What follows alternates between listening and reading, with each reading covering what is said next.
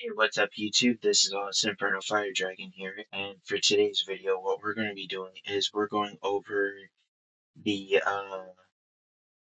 task force that Japan is currently trying to create, or currently creating to crack down on both Pokemon and Yu-Gi-Oh! And I believe other TC or TCGs in Japan for scalpers, or on scalping basically.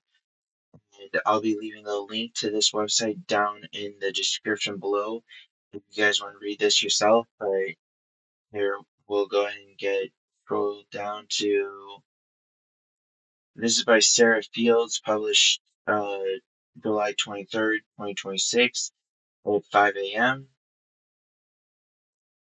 But here's what it says. Japan is putting together a task force to try and control scalping and scams with games like Yu-Gi-Oh! And Pokemon TCG. Yu-Gi-Oh! And Pokemon TCG have been both subject to extreme demand and high prices on the resale market, which is likely also responsible for the cards being targeted in some crimes. Some Yu-Gi-Oh! And Pokemon cards have tremendous price tags assigned to them on the reseller market due to the combination of rarity and popularity.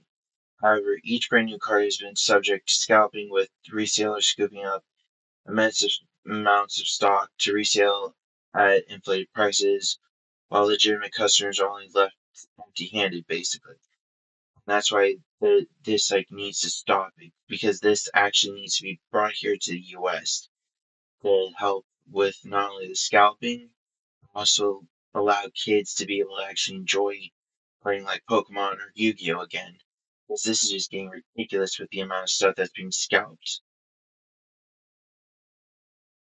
And then per Kyoto News, via Sora News 24, the Japan Liberal Democratic Party has announced that a parliamentary group devoted to the country's trading card industry will be established to start up a group intended to hear from industry officials and Ministry of Economy regarding the big problems of trading card industry, particularly with scalping and counterfeit cards.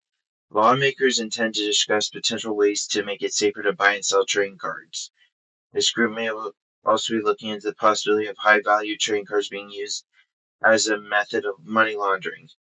However, no laws are being put into effect right away as lawmakers determine the best way about improving safety and supply around the growing market. Unfortunately, when sales are being held legitimately, intents created by scalpers and resellers have led to concerns of safety both customers and employees. In case a Pokemon Center decided to stay closed on a highly anticipated release date for new TCG set, out of concerns of safety of everyone involved. While scalping of this kind is technically legal in the US, its prevalence has led to disappointed gamers, and inflated profits of secondhand sales are going into the pockets of resellers, not the Pokemon Company. The task force may be able to come up with some new rules that help legitimate purchases safer. Changing the rules around the production of trading cards could help reduce the risk of scalping and counterfeiters. Pokemon Company has also introduced requiring government IDs for some Pokemon card purchases in Japan to try and control scalping. However, it remains to be seen if the task force has any real impact on crime surrounding the games.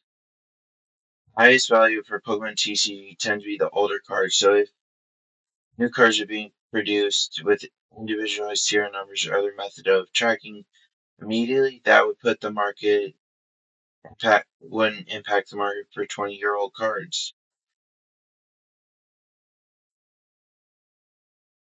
The trading card industry in Japan has generated a whopping $2.3 billion in 2025 alone.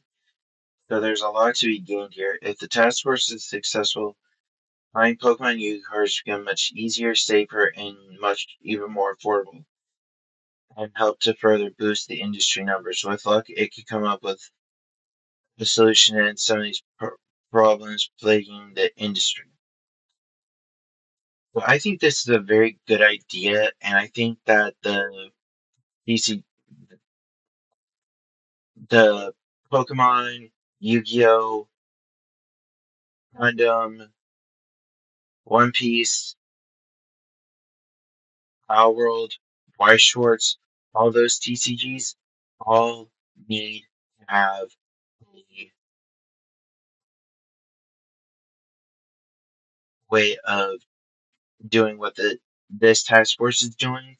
Plus, we also need to actually have verified ID. You're gonna buy stuff like doing this for like if you're just doing it for YouTube and stuff like that. Yeah, it should be fine. If you're just gonna resale, then no, you don't need to be able to buy multiple stuff. But I hope you guys enjoyed this video. Please like and subscribe to the channel. We're very close to hitting 600. We're 49 away. So I hope you guys want to subscribe to the channel. And I hope you guys like this style of video I did today. Let me know down in the comments. And this is Lost Inferno Fighter Dragon, signing off.